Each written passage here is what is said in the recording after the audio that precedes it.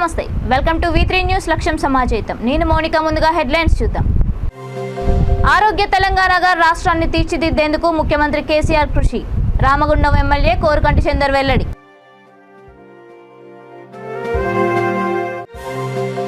కేసీఆర్ హటావో దేశ్ కి బచావో. ఖమ్మంలో మాజీ ఎంపీ పొంగులేటి శ్రీనివాసరెడ్డి భారీ ర్యాలీ.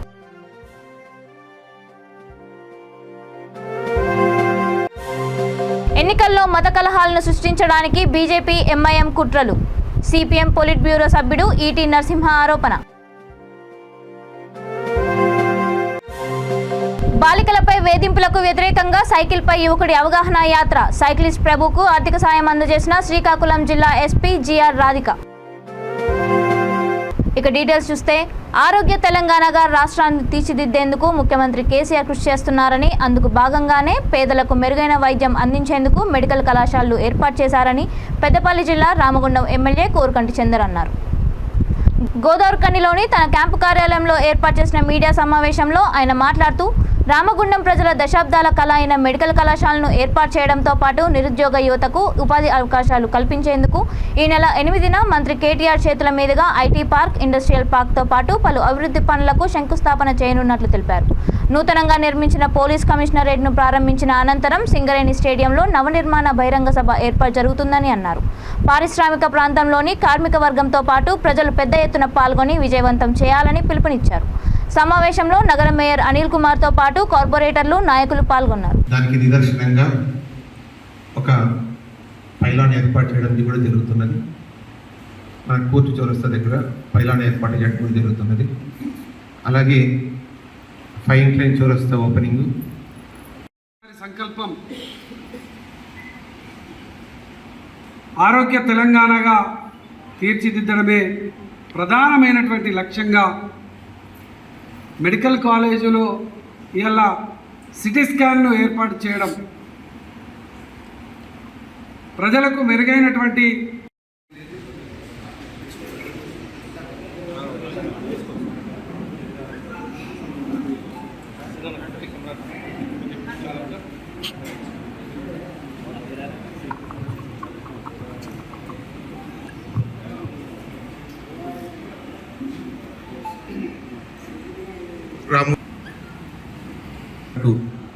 మన కేటీఆర్ ఉద్యమాలకు పురిటిగడ్డ అయినటువంటి రామగుండం నియోజకవర్గంలో గతంలో తెలంగాణ వర్కింగ్ ప్రెసిడెంట్ గౌరవ మంత్రివర్యులు కేటీ రామారావు గారు రామగుండంకు రావాలి మళ్ళీ వెలుగు అని ఈ ప్రాంతంలో పాదయాత్ర చేసినారు.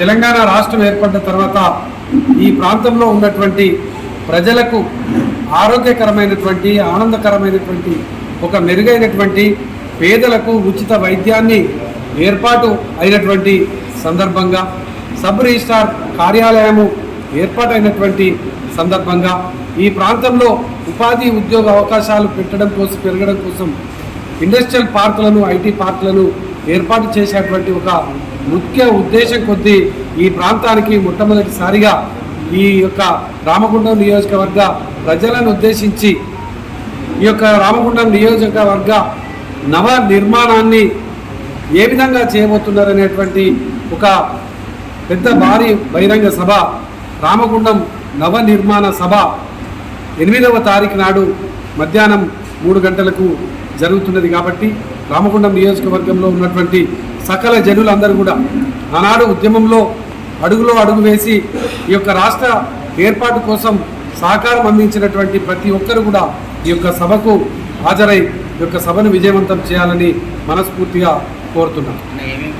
ఖమ్మం మాజీ ఎంపీ పొంగులేటి శ్రీనివాసరెడ్డి ట్రాక్టర్లు, కార్యకర్తలతో కలిసి జిల్లా కలెక్టరేట్ వరకు భారీ ర్యాలీ నిర్వహించారు. కేసీఆర్ హటావో దేశ్ కి బచావో అంటూ నినాదాలు చేస్తూ ర్యాలీ కొనసాగింది. సీఎం కేసీఆర్ రైతు ద్రోహి అంటూ నినాదాలు చేశారు. ఇటీవల కురిసిన భారీ వర్షాలకు నష్టపోయిన పంటకు రైతులకు ఎకరానికి 30,000 ఇవ్వాలని ఆయన డిమాండ్ చేశారు. రైతులకు బీమా సౌకర్యాన్ని కల్పించాలని, ₹1,00,000 రుణమాఫీ వెంటనే చేయాలని డిమాండ్ చేశారు.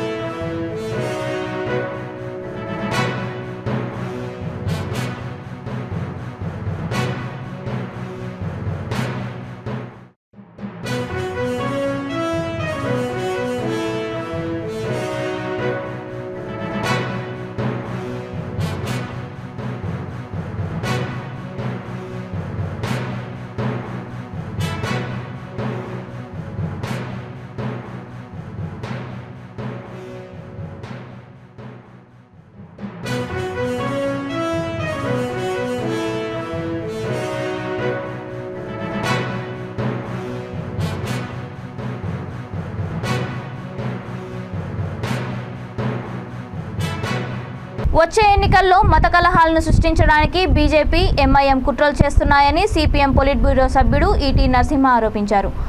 హైదరాబాద్ అంబర్పేటలో ఇంటింటికి తిరిగి కరపత్రాల్లో అందజేశారు. ఏఐటియుసి రాష్ట్ర కార్యవర్గ సభ్యుడు బి వెంకటేష్ ఆధ్వర్యంలో నిర్వహించిన ఈ కార్యక్రమంలో ఆయన మాట్లాడుతూ ఎంఐఎం ఎవరు అధికారంలో ఉంటే వారికి పాట పాడుతుందని ఎద్దేవా చేశారు. తెలంగాణలో మతోన్మాద పార్టీలను రానియకుండా తమ పార్టీ ఇంటింటికి తిరిగి ప్రచారం చేస్తుందన్నారు. ఈ పార్టీలు అధికారంలోకి వస్తే మత కలహాలు జరుగుతాయని, అదే బీఆర్ఎస్ ప్రభుత్వం వస్తే రాష్ట్రం అభివృద్ధి చెందుతుందని తెలిపారు. కార్యక్రమంలో పార్టీ నాయకులు, కార్యకర్తలు తదితరులు పాల్గొన్నారు. సిపిఐ పార్టీ జాతీయ పిలుపులో భాగంగా ఈరోజు అంబర్పేట్ నియోజకవర్గంలో పాదయాత్ర చేస్తూ షాప్ టు షాప్ ఇంటింటికి తిరగడం అనేటటువంటి జరుగుతుంది. ఈరోజు నరేంద్ర మోడీ విధానాలతో పాటు రాష్ట్ర ప్రభుత్వం అవలంబిస్తున్నటువంటి విధానాలకు వ్యతిరేకంగా మేము కరపత్రం పంపిణీ చేసి ప్రజల్లో వెళ్తున్నాం. 20 రోజులైంది, మంచి స్పందన అనేటటువంటిది వస్తుంది. కానీ ఈరోజు ఈ రాష్ట్రంలో కనుక మీరు అబ్జర్వ్ చేస్తే వచ్చే ఎలక్షన్ల వరకు మత కలహాలు సృష్టించాలనేటటువంటి ఆలోచన ఈరోజు బీజేపీ ఎంఐఎం పార్టీలో కనిపిస్తుంది. నిన్న బండి సంజయ్ మాట్లాడుతూ ఒక మాట చెప్పాడు, మీకు దమ్ముంటే ఎంఐఎం పార్టీ రాష్ట్ర వ్యాప్తంగా పోటీ చేయని చెప్పి ఈరోజు బండి సంజయ్ చెప్పడం జరిగింది. దాంతోపాటే ఒక మాట అన్నాడు, ఎక్కడ అధికారంలో ఉంటే అక్కడ డబ్బులు తీసుకొని ఎంఐఎం పార్టీ పోటీ చేస్తుంది, ఇక్కడ అవినీతి చేసింది, అన్నీ చేసిందని చెప్పి. మేము బీజేపీ రాష్ట్ర అధ్యక్షుడిని ఒకటే అడుగుతున్నాం, ఎంఐఎం 2014 తర్వాతనే మిగతా బీహార్లో కానీ, గుజరాత్లో కానీ, లేదా మహారాష్ట్రలో కానీ పోటీ చేసింది. ఈ ప్రాంతాలన్నీ కూడా బీజేపీ పాలిత ప్రాంతాలే. అదే చెప్తున్నాం మేము కూడా, మీరు ఇద్దరి అవగాహనతోనే ఈ దేశంలో మత విద్వేషాలు సృష్టిస్తున్నారని చెప్తున్నాం. అదే ఈరోజు తెలంగాణలో సృష్టించడానికే ఈరోజు ఆ పద్ధతుల్లో బండి సంజయ్ మాట్లాడాడు. గతంలో అక్బరుద్దీన్ కూడా చెప్పాం, మేము 50 సీట్లు పోటీ చేస్తామని చెప్పి. ప్రజలకు మేము విజ్ఞప్తి ఏం చేస్తున్నామంటే, ఇది తెలంగాణ రాష్ట్రంలో ఈ మతోన్మాదులను రానివ్వద్దని చెప్పి మేము రోజు ప్రచారం చేస్తున్నాం. ఎప్పుడైతే ఎంఐఎం బీజేపీ బలపడుతుందో, హిందూ ముస్లింల డివైడ్ అయిన తర్వాత అభివృద్ధి అనేటటువంటిది చర్చకు రాదు, తెలంగాణ అభివృద్ధి ఆగిపోతుందని చెప్తున్నాం.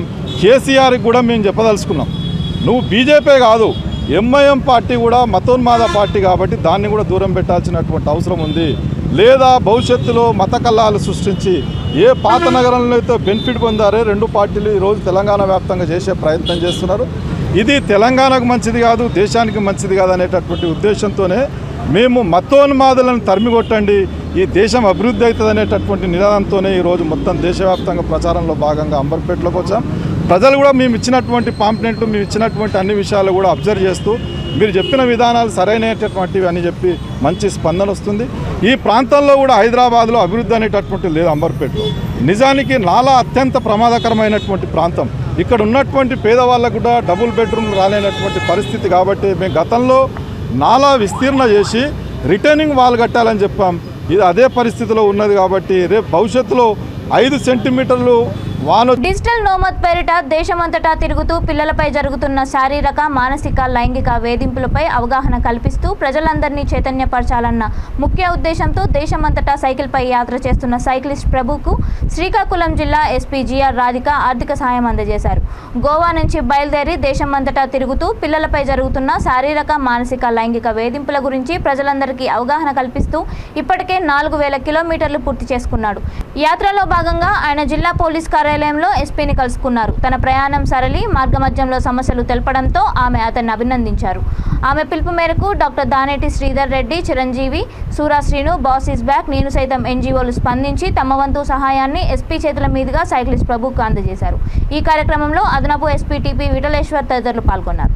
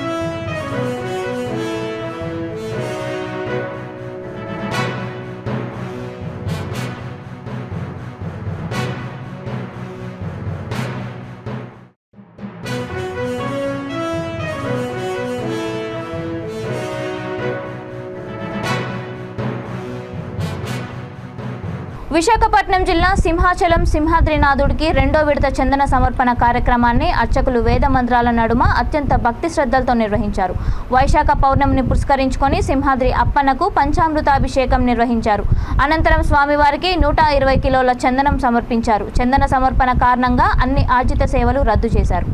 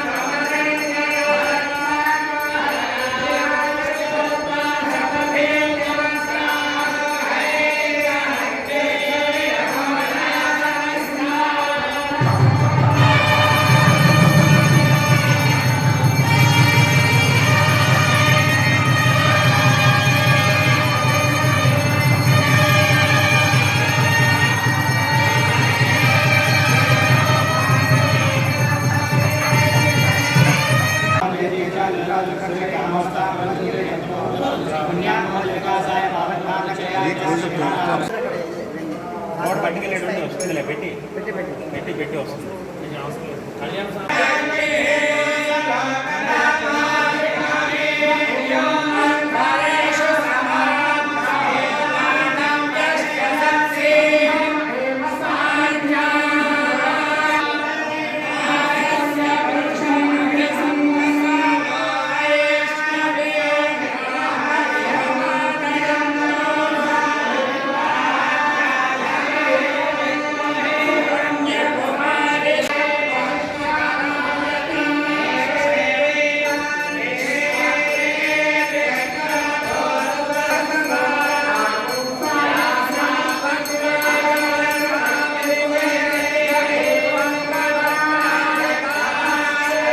నెల్లూరు జిల్లాలో గంజాయి అక్రమ రవాణాపై గట్టి చర్యలు తీసుకున్నప్పటికీ అరకొర అక్రమ రవాణా కొనసాగుతూనే ఉంది. నెల రోజుల వ్యవధిలో దాదాపు 100 కేజీల గంజాయిని పోలీసులు స్వాధీనం చేసుకున్నారు. తాజాగా ఎస్సీబీ అధికారులు కావల్లో గంజాయి కొంటున్న రవాణా చేస్తున్న 5 సభ్యుల ముఠాను అరెస్ట్ చేశారు. వారి నుండి 18 కిలోల గంజాయి, 5 సెల్ ఫోన్లు స్వాధీనం చేసుకున్నారు. వీటి విలువ సుమారు 4 లక్షలు ఉంటుందని ఉమేష్ చంద్ర కాన్ఫరెన్స్ హాల్లో ఏర్పాటు చేసిన విలేకరుల సమావేశంలో ఏఎస్పీ హిమవతి తెలిపారు. మీడియా సమావేశంలో గంజాయి స్మగ్లర్లను ప్రవేశపెట్టారు. గంజాయి అమ్మినా, కొనుగోలు చేసినా, రవాణా చేసినా కఠిన చర్యలు తప్పవంటూ హెచ్చరించారు.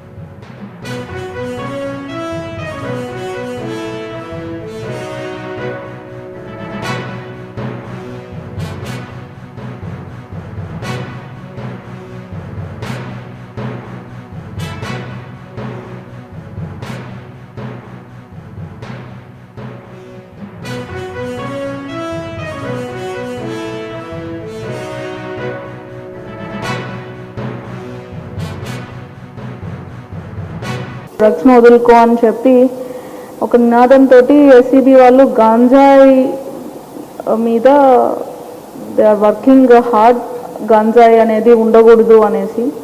అదే క్రమంలో మనం గతంలో కూడా కొన్ని కేసెస్ నెల్లూరులో డిటెక్ట్ చేయడము, రిజిస్టర్ చేయడము, వాళ్ళని అరెస్ట్ చేయడం కూడా జరిగింది.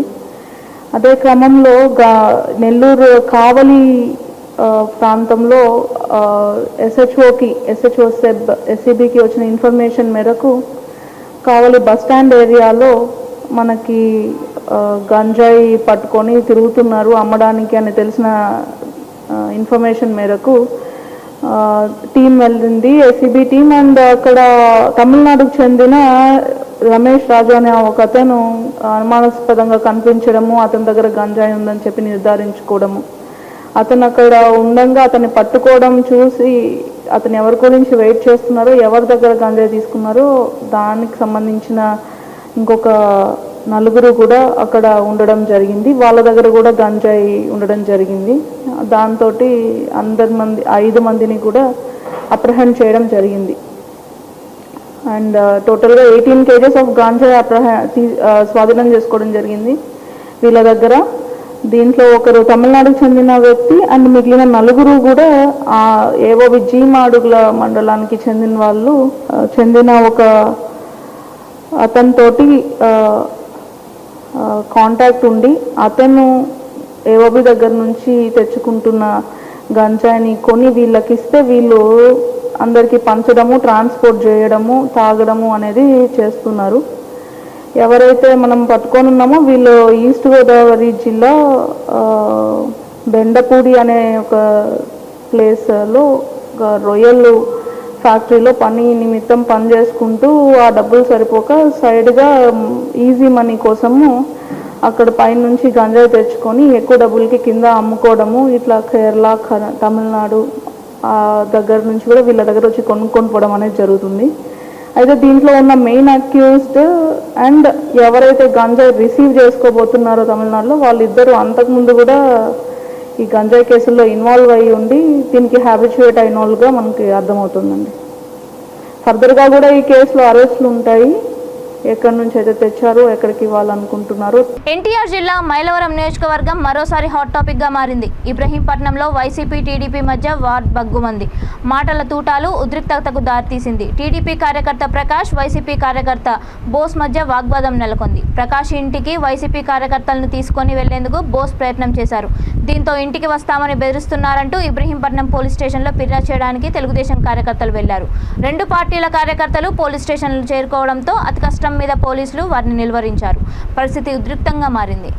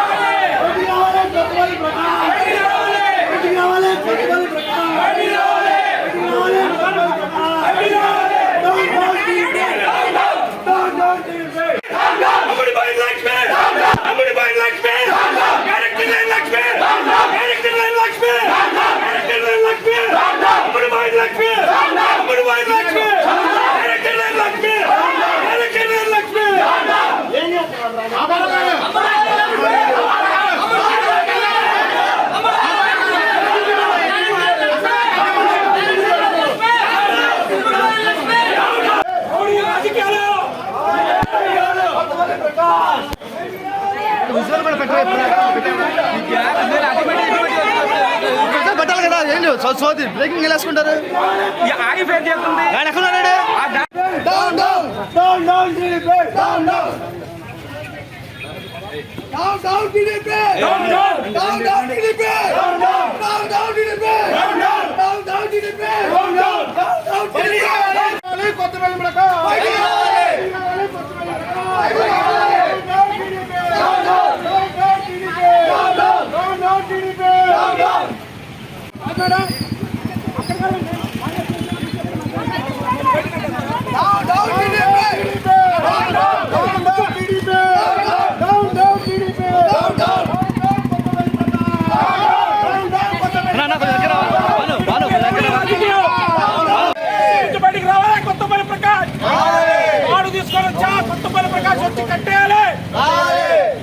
కప్పెట్టాలి రావాలి నువ్వు నన్ను కట్టపడాలి నేను చూస్తా ఉంటా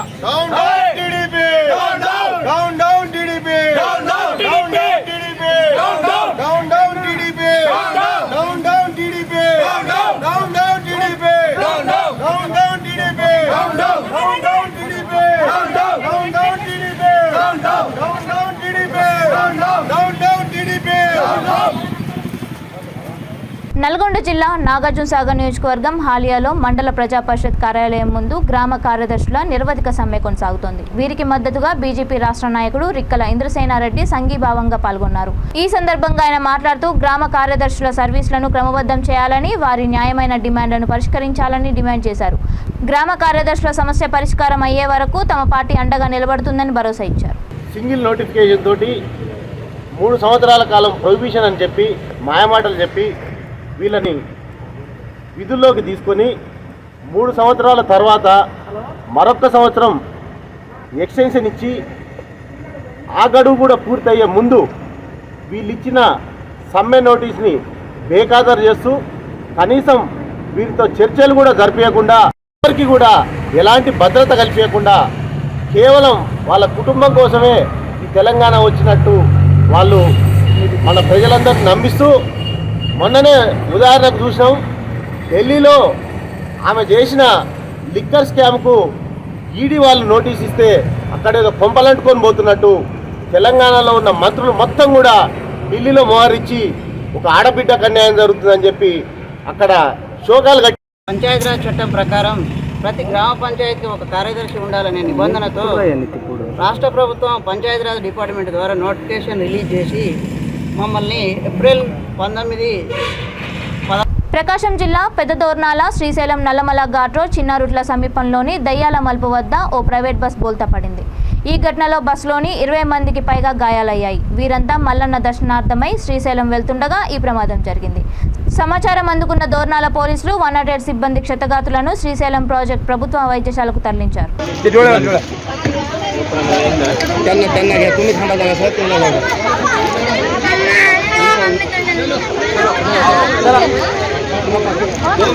गाड़ी आ रही है, दूसरी गाड़ी आ रही है। चलो चलो चलो जाता जाता चलो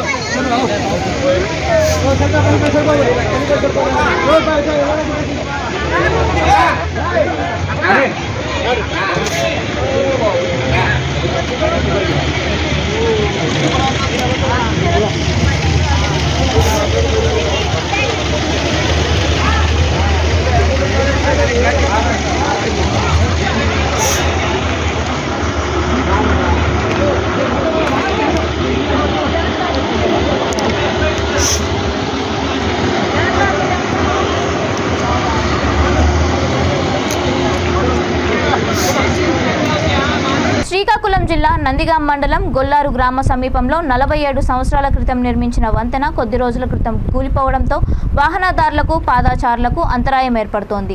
రాంపురం, గొల్లూరు తదితర పరిసర గ్రామాలకు రాకపోకలు జరగడం లేదు.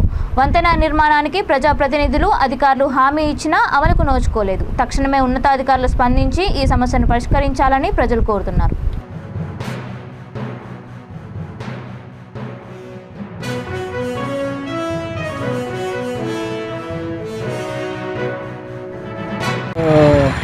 మొన్న సండేకి ఇప్పుడు వారం అయితే అలాగ అయిపోయింది, అలాగనే అయిపోయింది. అందరూ వచ్చినారు కానీ వాళ్ళు ఎటు చేస్తామనుకున్నా అంటారు. అంతే, వాళ్ళు చేస్తామంటారు. ఎప్పుడు చేస్తారో మరి ఏటి అర్థం వచ్చినాడు. దువాసీని వచ్చినాడు, నువ్వు చేయాలి అనుకున్నాను. వాళ్ళు చేయలేదు.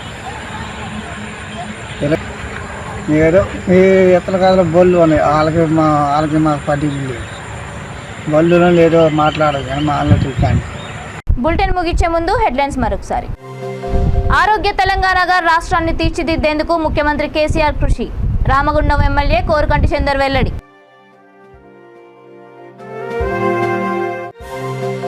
కేసీఆర్ హటావో దేశ్ కి బచావో ఖమ్మంలో మాజీ ఎంపీ పొంగులేటి శ్రీనివాసరెడ్డి భారీ ర్యాలీ.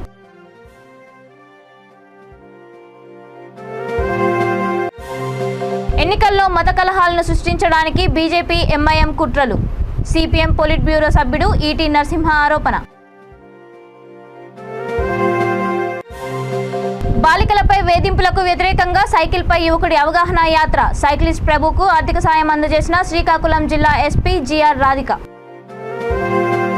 ఇవి ఇప్పటి వరకు ఉన్న అప్డేట్స్. మరిన్ని అప్డేట్స్ కోసం చూస్తూనే ఉండండి V3 న్యూస్. లక్ష్యం సమాజహిత.